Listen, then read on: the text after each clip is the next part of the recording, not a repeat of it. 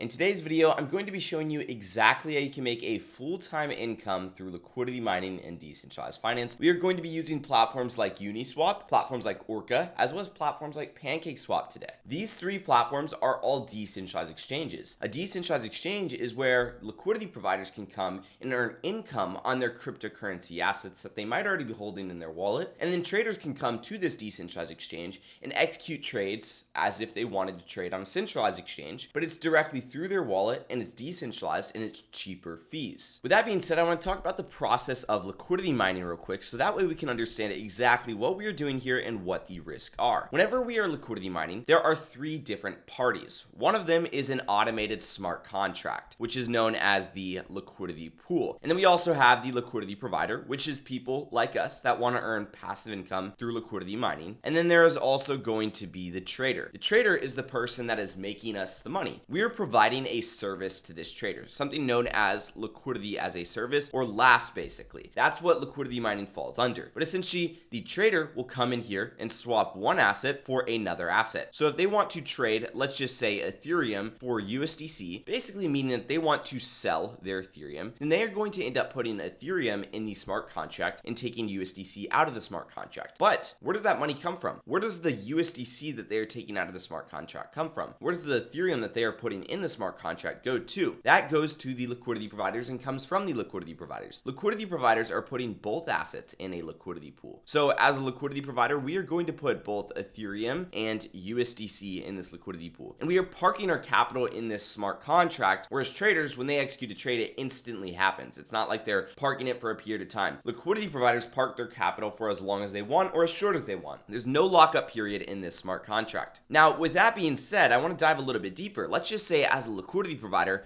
we start with $10,000 of Ethereum and $10,000 of USDC. So 50-50 weight on our assets where we just have an equal split. Well, guess what? If a $1,000 Ethereum trade comes in, we are going to have a little bit more Ethereum. So we might have 11,000 and then we will have a little bit less USDC and we might have 9,000 over here because our portfolio is rebalancing. But the thing is, there can be divergence loss. We might start with, let's just say $20,000, but the thing is, as the price moves up, yes, our $20,000 will make a little bit of money. It might go to 21 or 22 and so on and so forth. But the thing is, we are being sold out of Ethereum. Our Ethereum is being shifted into USDC. Why? Because people are buying Ethereum, which is the reason why it's going up, and they are giving us USDC. And on the downside, what's going to happen the opposite. We're going to be sold out of USDC into Ethereum because people are selling their Ethereum to us. We are taking on exposure to it. That's exactly how liquidity mining works. Now, the fee that we are being paid comes from this input of the trade right over here. So that's going to go right over here to the liquidity providers. Typically, that is around 0.3% on average for different liquidity pairs. Now, this example is just Ethereum to USDC. There are obviously like crypto / stablecoin liquidity pools where you can pair something like Ethereum with a stablecoin or wrapped Bitcoin with the stablecoin, stuff like that. There are also going to be crypto to crypto pairs where they are more correlated because both assets move in the same direction, or maybe sometimes they don't move in the same direction. That's what we're diving into today. Now, looking over at Uniswap, it's a pretty simple interface for trading. If we want to execute a trade, we just say, hey, we want to trade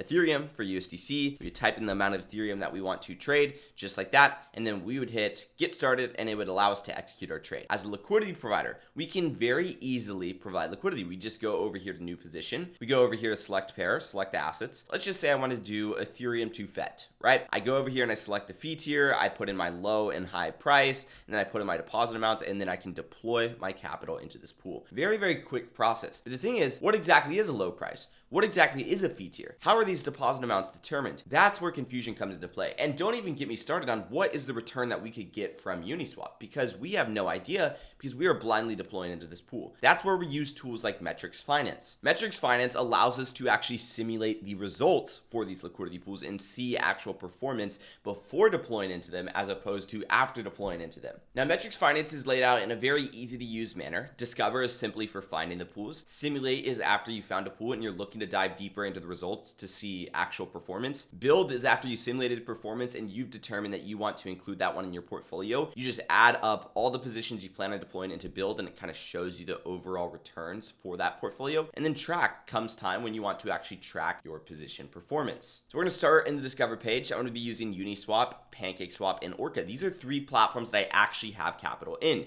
You can see I have two positions over here, over $30,000 in Uniswap right now. Over here on Orca, I currently have about about $6,000 in this pool. And on PancakeSwap, I don't have any capital in it at the moment, but I have had capital in PancakeSwap in the past, and it was actually the first DeFi platform that I invested into 4 years ago when I got into this industry. Now, that being said, we are going to select a couple different networks too, because Uniswap has the majority of its TVL on the Ethereum network. I know a lot of people say that Ethereum is dead, but where is DeFi at? DeFi is on the Ethereum network. Ethereum has the largest amount of TVL in decentralized finance. Where do institutions want to park their money? On the Ethereum network. They don't want to go to other chains. It is too risky for them. Therefore, by providing liquidity on the Ethereum network, we are capturing that institutional volume. Now, the next thing that we can do is go over to PancakeSwap on the BNB chain, because that's where PancakeSwap is most prominent. And of course, Orca is on the Solana network, and they just recently deployed on the Eclipse network. And if you guys want me to make a video on that, make sure to drop a like, subscribe, notifications turned on, and let me know down below in the comment section, and I'll happily make some content on it. Anyways, now that we've done that, we need to start filtering through these 797 different pools that we find. The first thing that I am going to do is filter fees APR.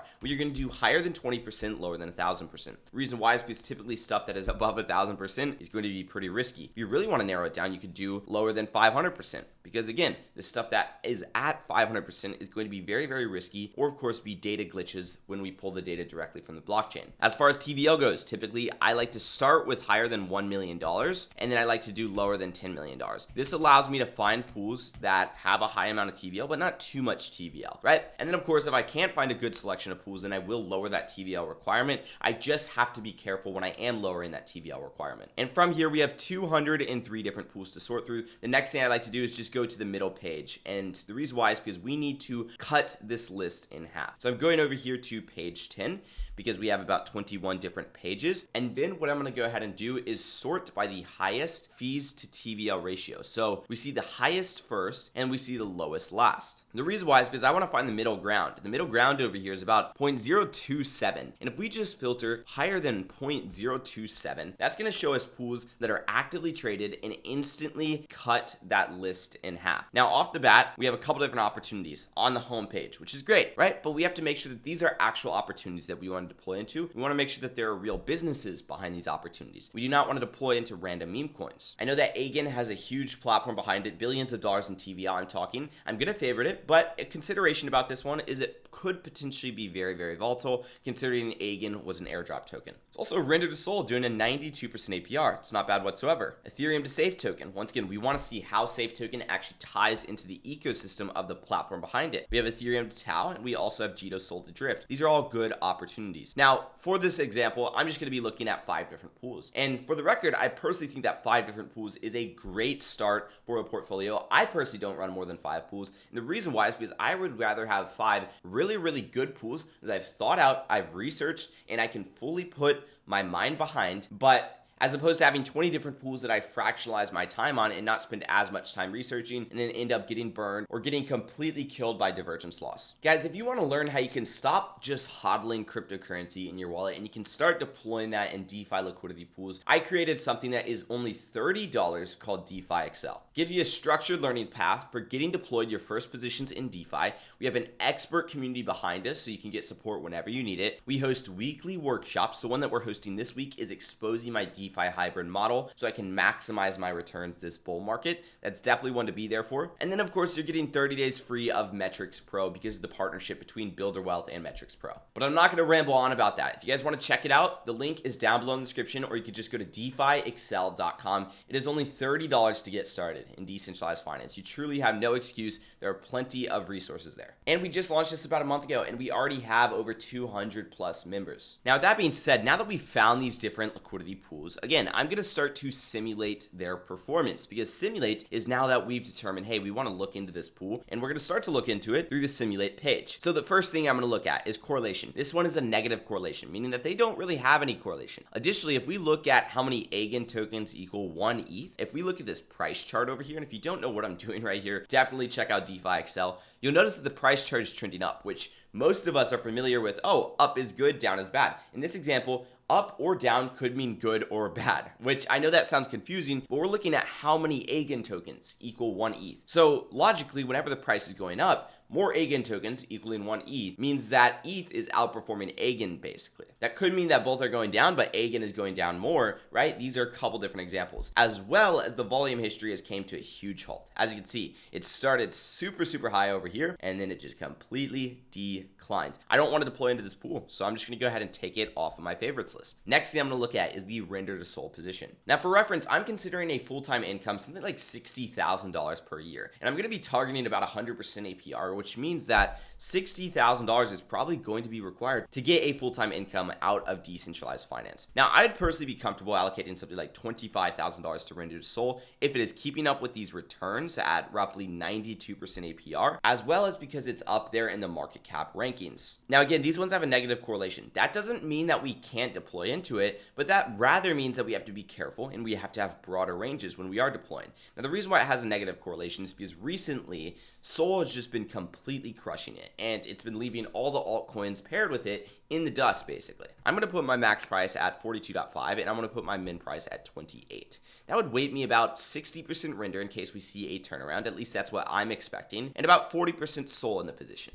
The next thing I'm going to do is look at the volume history. This is the amount of volume that's being factored into our simulation, right? But the thing is, we have days over here that are outliers, I guess you could say. It's super high over here. It's also trending downwards. We want to look at the past 5-6 days of volume. So we change that calculation range to 6 days. And just like that, we're getting a 48% APR. But once again, when we're looking at 6 days, even 14 days, we have a different correlation number. 7 days is going to get us a 60% correlation. So that tells us over the past week, we've been way more correlated, which means that we can tighten up on this range. We could do something like 38.5, and then over here we can move this min price up to something like 31.8. That's going to keep us at 60% render, 40% SOL, but we are now getting a 115% APR, and that seems pretty consistent. We are going to hit save to portfolio. That's where it goes over the build section. Now again, I'm not going to dive into the rest of these. I'm going to go through the process on my own and then come back to you in the build tab. Now, off of the 3 pools that I chose, which I did not include the safe one on this list, we are currently doing $200 per day off of $60,000. We are doing over 10% per month, which keep in mind that's primarily because of this render pool doing super well over the past 7 days, but that can change. This Jito Sol to Drift position also doing super well. Remember, we have exposure to underlying assets. I think that Jito Sol, which is a derivative of Sol, is fine.